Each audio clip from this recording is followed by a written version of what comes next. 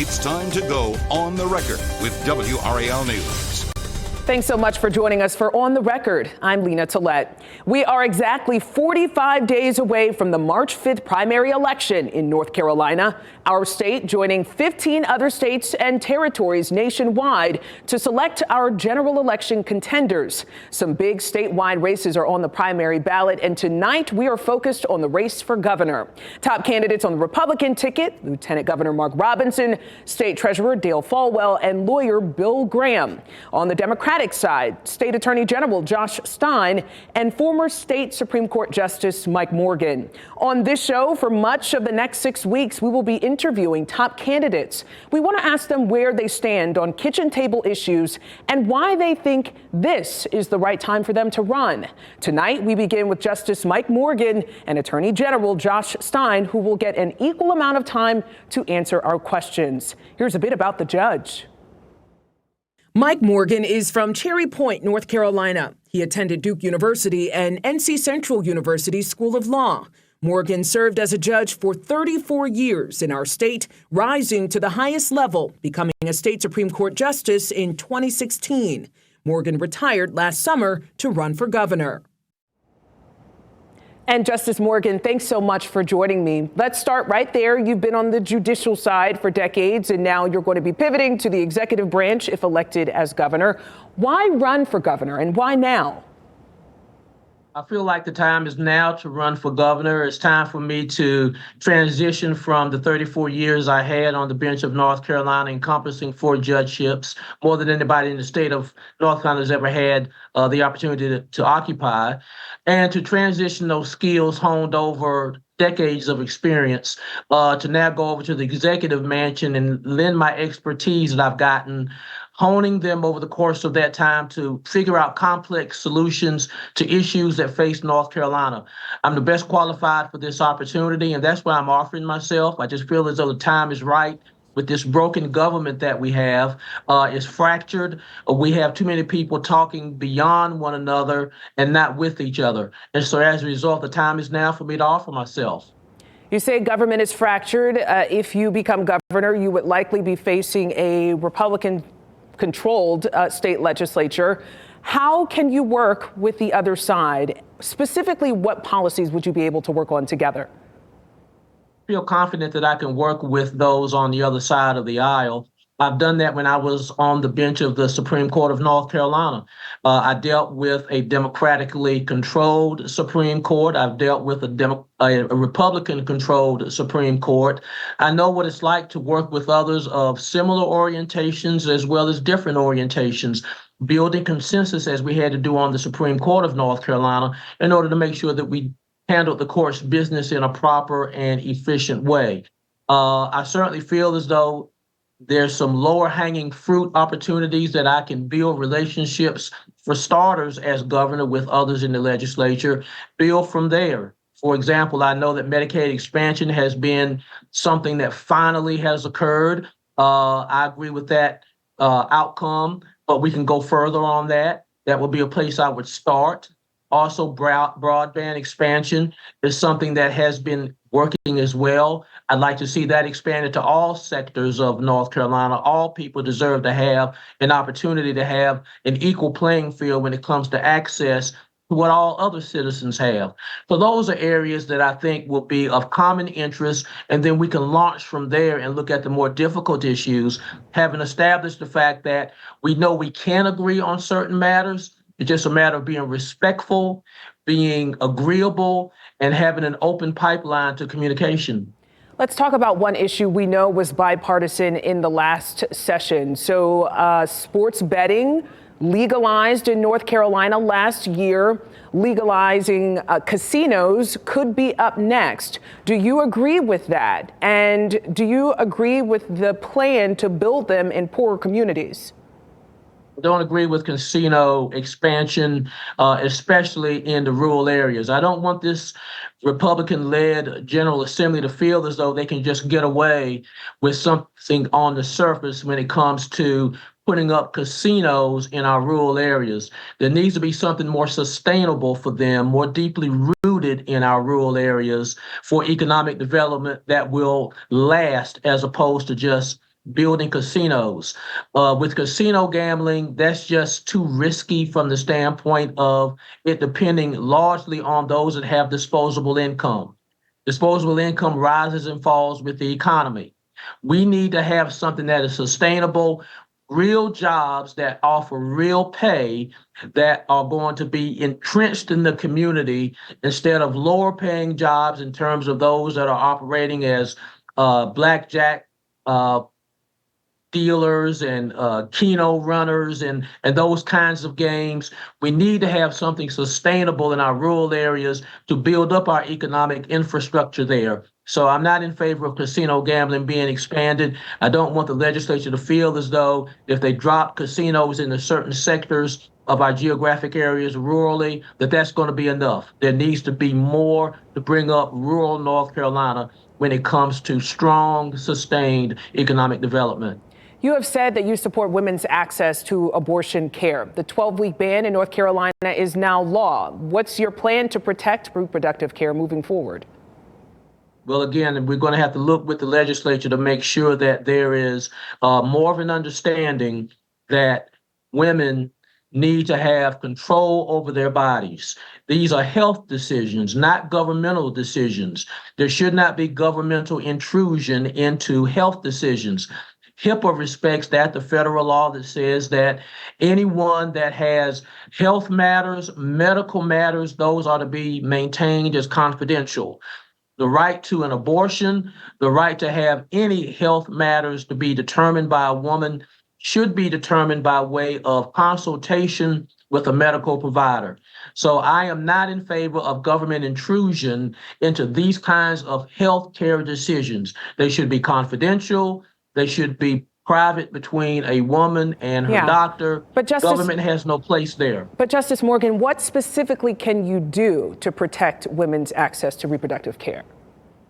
Well, it starts at the top with the governor's office in terms of letting it be known that there needs to be a change in the law. Just like the legislature has enacted this law, it can be disassociated and therefore can be undone in such a way that we can have more responsible legislation to be passed. Rest assured, if I'm elected to be governor, that means there is a change in the legislature, and there will be those that look at matters the way that I do. I would work with those legislators that are left. I'll work with new legislators that see matters more the way I do. We get a change in the law, also educating people to understand that this is not just an emotional issue. So many people are emotional about a very difficult circumstance and issue. To be clear, you would want to repeal the law. Is that what I understand you're saying? You're seeing that, yes. As part of your policy positions for education on your website, you wrote something that was interesting. You said public schools should teach the true and accurate history of our state. This week, we reported on a local county banning a number of books that they consider, quote, vulgar, including The Bluest Eye from Pulitzer Prize winning author Toni Morrison. How do you respond to that? And what can you actually do to stop efforts like that from happening on a local level? We shouldn't have these First Amendment abridgments, again, based upon yet another emotional, gut-wrenching reaction to what folks agree with and disagree with when it comes to how they look at the world through their lens.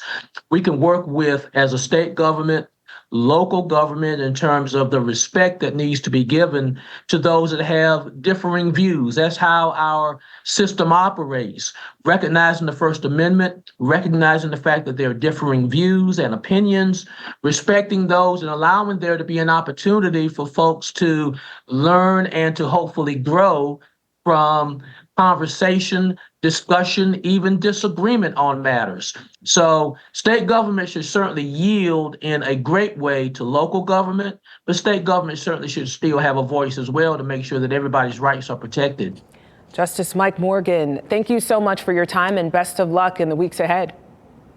Thank you so much for the opportunity. Coming up, we'll talk to Morgan's opponent in the Democratic primary for governor, State Attorney General Josh Stein. Stay with us. Joining us now to paint the picture of where we are in the race for governor is Dr. David McLennan, a Meredith College professor. Professor McLennan, so great to see you. I want to talk about the latest Meredith College poll. It shows that Attorney General Stein does have a sizable lead right now over Justice Morgan, 38% to 11%. But the undecided category, that's the one that I find interesting. 42% of voters right now say they are undecided. What do you make of that?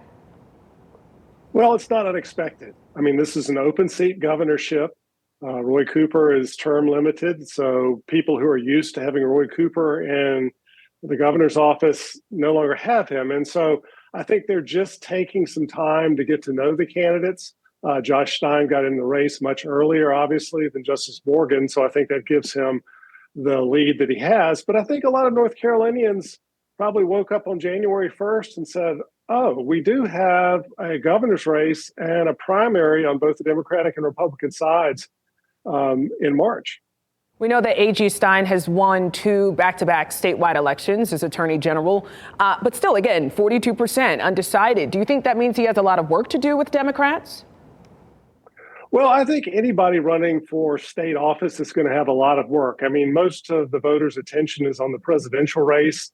So on March 5th, we'll also have presidential primaries. So I think all statewide candidates are looking to become better known to the voters. And I think Attorney General Stein and Justice Morgan will use the next 45 days to try to make their case to the voters. Let's talk about a potential general election matchup between A.G. Stein and Lieutenant Governor Mark Robinson. In the Meredith College poll, Josh Stein is up 38% to 36% for Robinson. Obviously, that's essentially a tie. What do you think would make the difference in that race? Well, I think there are a couple of factors that are going to affect that race. First of all, how the presidential race goes. We know that there is an effect down ballot from the presidential race, but as we've seen in the past 2 election cycles, we've had people vote for Donald Trump and vote for Roy Cooper. And so I suspect that the Democratic candidates are going to, whoever the Democratic candidate is going to be trying to play for that kind of voter very hard, because that's going to be key in North Carolina. We know these races are going to be close. I mean, we've seen close governor's races. We've seen close presidential races. So I think the Democratic nominee is going to not only appeal to the Democratic base, but try to reach those crossover voters. All right, Professor McLennan, thank you so much, as always, for your insight. It is going to be a long year, but I definitely will be coming back to you often. Thank you. Thank you. All right, coming up after the break, we interview Attorney General Josh Stein. Welcome back. We're continuing our candidate conversations ahead of the March 5th primary in roughly 6 weeks. The other top candidate is Attorney General Josh Stein for the Democratic primary. Let's learn a bit about him. Josh Stein grew up in Chapel Hill. He attended Dartmouth College and Harvard Law School. Stein served in state government before being elected to the state Senate in 2008, representing the 16th district, which includes part of our area. Stein went on to win 2 terms in 2016 and 2020 as state attorney general. And Attorney General Stein, thanks so much for joining me. Last week, your campaign released you all were able to raise more than $5 million in the last 6 months, much more than your opponent and also the top Republican. You've also been endorsed by Governor Cooper and other top state Democrats. But establishment candidates have had mixed success in recent years. So what's been your message to Democratic voters about why you're the right choice? I've been so gratified by the width, breadth, depth of support that this campaign is garnering all across North Carolina. Contributions from all 100 counties. As you said, we've raised more money than any campaign ever has in North Carolina history. So honored to have the support of Governor Cooper. And I think all Democrats in the General Assembly, maybe other than one. And so the reason why I think we're off to such a strong start is because folks understand the rationale of this candidacy, which is I have been fighting for people here in North Carolina my entire career, and most importantly, these last 7 years as Attorney General. And we've been delivering real results for people, whether it's tackling the opioid crisis or eliminating the backlog of untested rape kits or making sure that people's drinking water is clean or making sure that people's fundamental freedoms, like the right to abortion or the right to vote, those are protected. And I think because we have a compelling argument to make, folks are getting on board, and we're going to build this campaign over the next 9.5 months to make sure that we win in November. For those who think that a Stein administration would just be a continuation of a Cooper administration, how do you respond to that? Well, I have great respect for Governor Cooper. I worked for him closely for 8 years. I headed the Consumer Protection Division for him when he was Attorney General before he became governor. And Governor Cooper has been a great leader, and I see the world actually through a similar lens as he does. But we're different people. We have different personalities, different ideas, different sensibilities. And so it will be my own administration, but clearly I have great respect for what Governor Cooper has been able to accomplish for North Carolina these past 7 years. Well, let's talk specific policies now. You'll likely be working with the Republican-controlled legislature, I guess, unless things change this year. What specific policy goals can realistically be achieved with this legislature? Well, if the Republicans retain control of the General Assembly in 2024 after this election, and I'm the governor, I will work with them with goodwill to try to get good things done for the people of North Carolina. And all you have to do is look at my track record as Attorney General to see that we have gotten good things done these past 7 years with a Republican legislature. The opioid crisis has been devastating to families across North Carolina, and the families who are affected are Democrats, they're Republicans, and they're unaffiliated. The chemical does not ask a person, what party are you, before it takes over control of their life. Same with a victim of sexual assault. The rapist never says, are you a Democrat or Republican, before the rapist assaults that person. And so if we find issues that make a difference in the lives of the people of North Carolina, that will help Republican lives, Democratic lives, and people who are unaffiliated. And I've done that with opioids. I've done it with rape kits. We've done it with modernizing our laws to protect kids from sex assault. So we will do that. I will do that as governor as well. Every person in North Carolina has a stake in a strong public school system. 75%, 78% of kids in North Carolina go to a public school. Those are Republican kids, those are Democratic kids, and those are kids who are unaffiliated. Obviously, they're all unaffiliated until they get registered, but their parents are. And so it's all about making sure that those kids, all kids, get a good education. And that's the case I'm going to make with the legislature. We just talked to Justice Morgan. We discussed legalized gambling in North Carolina. Obviously, sports betting, that's already legal. Casinos, that's going to be a big issue this year and next. Where do you fall on it? Justice Morgan does not agree with legalizing casinos. Yeah, I think that there are other strategies for economic development that are proven and that are more durable. I would much rather see us investing in K-12, investing in our community college system, helping to bring great businesses to North Carolina as we transition this economy to a clean energy economy. I mean, we want people to be able to get a job that pays them a good enough salary that they can support their family. And whether they go to college or not, if they go and get a trade at a community college, they should still be able to provide their family wherever they live in the state. And I just think that casinos are not the winning economic development strategy for North Carolina. What do you think should come to these poor communities instead? Well, what we have to do is make sure that every community has the conditions for success. That's why having broadband effectively deployed across North Carolina is so critical. Right now, there are communities in North Carolina in which there isn't broadband, and those communities are immediately hamstrung in their ability to compete economically in the 21st century.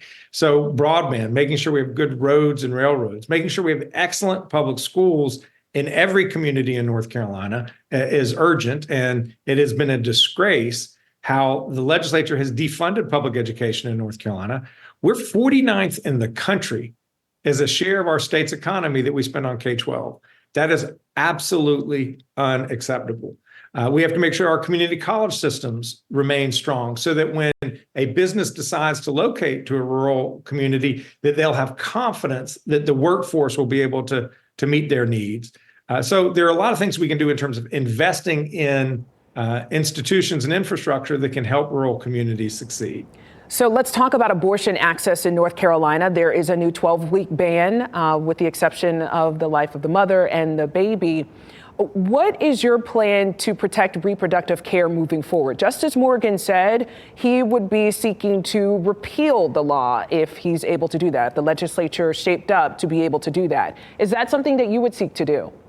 Yeah, I definitely think that the restrictions that were passed this last summer are damaging to women's interests here in North Carolina. The decision whether or not to have an abortion is about the most personal decision a person can ever have to go through. And it is a decision that that woman should make, talking with her loved ones, talking with her doctor. A bunch of politicians in Raleigh should not be making that decision for her. And that is exactly what happened last summer. I opposed the law that was passed. I certainly will veto any effort to further restrict abortion in this state. And by the way, that is a real risk in the outcome of this election, because my likely opponent, the lieutenant governor, has said that he wants to ban abortion in any instance with no exceptions, not for rape, not for incest, not for the life or health of the mother. And that is absolutely wrong. And I will not allow that to happen on my watch as governor. Well, let's talk about Mark Robinson, because your campaign video did seek to paint the top contender as pretty extreme in a lot of different ways. Why do you think that's going to be effective for you? Just to be clear, I didn't try to paint him in any way. He spoke his own words, and his own words are extreme, and his own words are hateful. They are not the words, they're not the worldview of somebody who can and should lead a diverse, growing, vibrant state. We want to welcome all people to North Carolina. There's so much talent in all kinds of people in North Carolina that we want to harness that talent so we can continue to grow and thrive and succeed in the state. And his type of division and hate and you're in, you're out, it is not the right way to lead a state in this day and age. He has been able to animate his base, though. Do you think you are animating the Democratic base? I expect that we will. I was just in Nashville. I was in Nashville over the weekend. Last night I was in Wilmington. It's a big state. I get all over the place. And there were 150 people who came out on short notice for a meet and greet at a brewery in Wilmington. And it was incredible energy. And so the answer to your question is yes. We're going to build an exciting, winning, vital, vibrant campaign. And I'm really interested. Anybody who wants to join us, joshstein.org, we would welcome your support. Attorney General Josh Stein, thanks so much for your time and best of luck in the weeks ahead. Thank you, Lena. And for the latest on all these elections, our NC Capitol team is on top of every aspect of it. You can go to WRAL.com and search NC Capitol. Thanks so much for joining us. If you want to say something about tonight's discussion, you can email us your comments, questions, or criticisms on the record at WRAL.com or find me on social media. Have a great night.